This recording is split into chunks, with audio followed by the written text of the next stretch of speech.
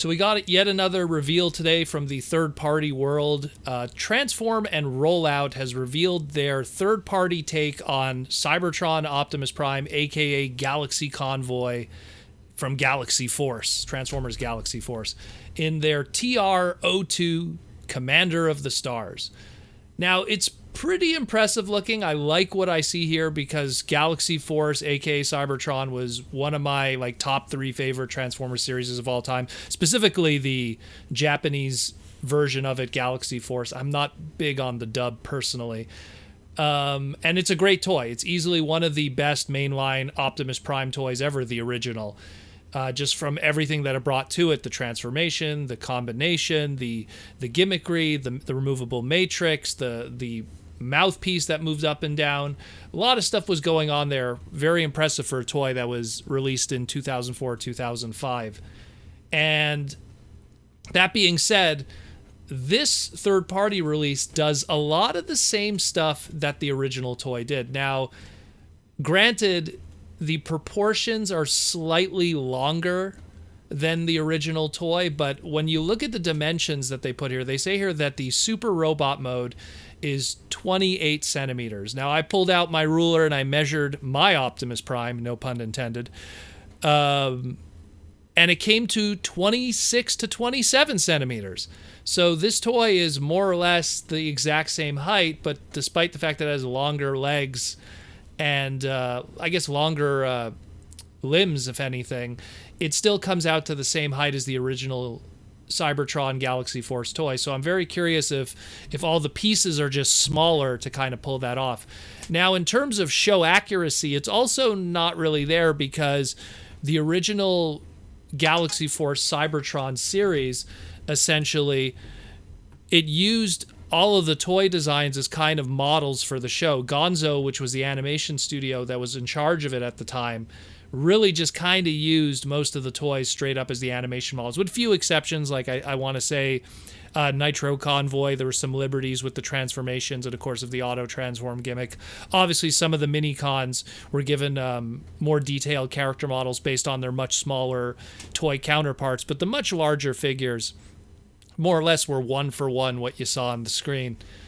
And it's pretty impressive what I'm seeing here. I like it, but at the same time, this is not what I want from third party. You know, I want third party to do, I want them to just do cool stuff, like really unique, different things that just is, like, this is just kind of a one-for-one with longer legs. You know what I mean? It's funny because Hasbro for the Siege line did the Cybertron Optimus Prime, and at the end of the day, we didn't even really need that because when that came out, people were like, the original toy is better.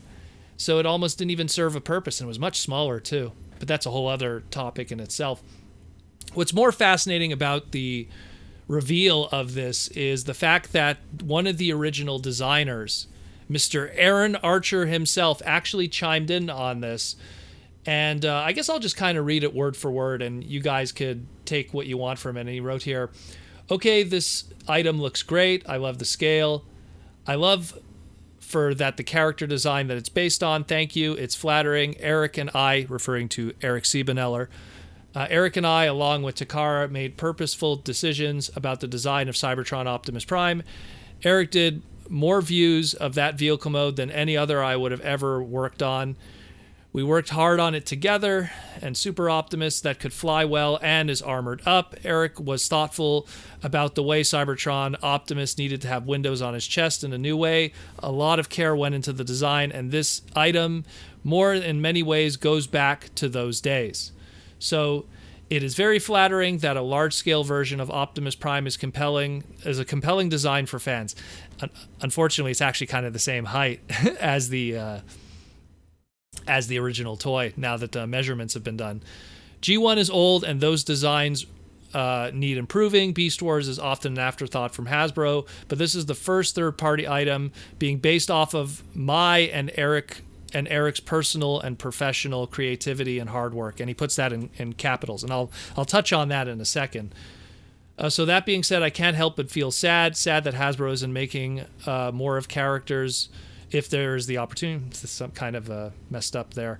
Sad that it's easier to copy some hard work versus someone's creating their own Transformer toys. Sad to see that some love of knockoffs does not feel good to have your professional work stolen for someone else's benefit. I do agree with him there. I do agree with him there wholeheartedly. Again, third party really needs to step up their game and just do stuff that just hasn't been done. And I mean, if you're going to steal IPs, like if you're going to use someone else's IP, just do stuff that IP hasn't done yet.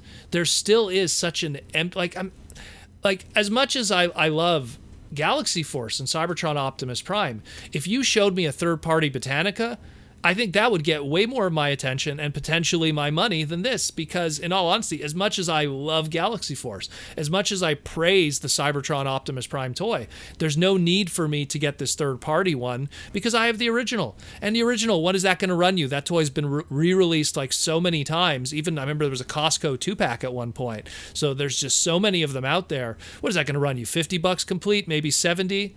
And what's this third party one going to run you? Probably the same thing.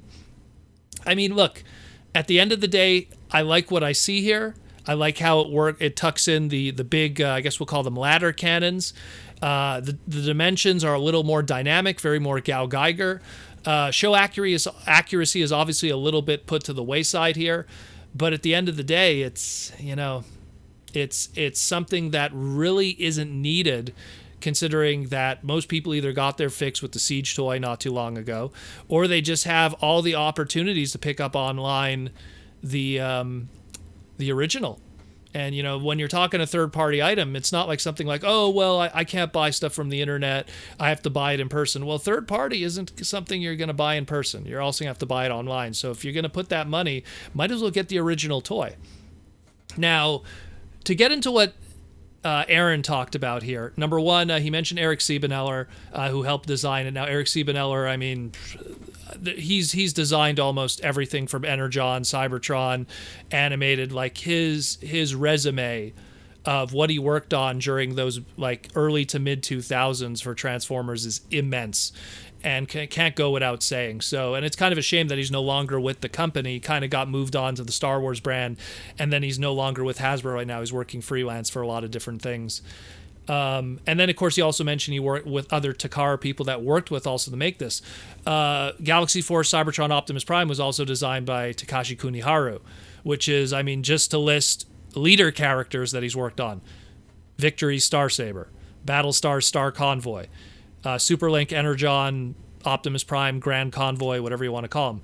All the Leader class Optimus Prime figures from the first 3 movies of the Michael Bay stuff. So Leader 2007, Leader Revenge of the Fallen Optimus, the Ultimate class, and the I guess it was the Wingblade class of the Dark of the Moon one. And then of course, I mean, he designed G1 Hot Rod, so enough respect right there. But it's just, so between Eric Siebeneller and Takashi Kuniharu, you're talking, again, one of the best Optimus Prime toys ever made. And you don't really need this. Again, like, there's clearly a small demographic that I guess is interested in this and wants to own the character again. But it's not too different enough for me to go, I really need this. Hey, if it was free, sure. I'll put it in my collection, but I'm not going to spend a huge chunk of money on it. That being said, though, what Aaron said also, that this is the first time a third-party item has been based off of mine or Eric's professional and personal creativity. It's actually, there's been one before. Make Toys did the Galaxy Meteor, which was a third-party Cybertron Starscream or Galaxy Force Starscream.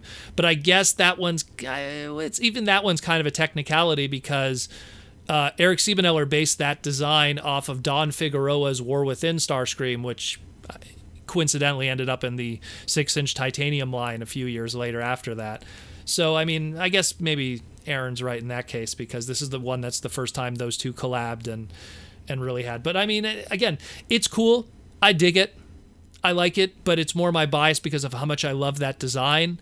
But at the end of the day, it's time, energy, and money that I would have preferred that third-party companies just put into other stuff. I mean, And not to mention, even let's say you want to stick to the Cybertron Galaxy Force bubble, you know, and I understand you want to do leader characters. Leader characters always sell well with the public, but I mean, there are so many other designs in the show that would be so much more interesting to revisit because they just didn't get like a perfect representation. Like I said, a lot of those designs were pretty much based off of 100% of taking the character model from the toy and vice versa, so there isn't much absent. But I mean, revisit Thunderblast, aka Chromia in Galaxy Force. Revisit Nitro Convoy, you know, because that was a toy that had an auto gimmick, so it kind of hindered the actual toy and the final product. Some of those mini-cons, what if you gave them a little bit of an upscale and more articulation? It's very interesting to see where you could kind of enter other areas and have fun there.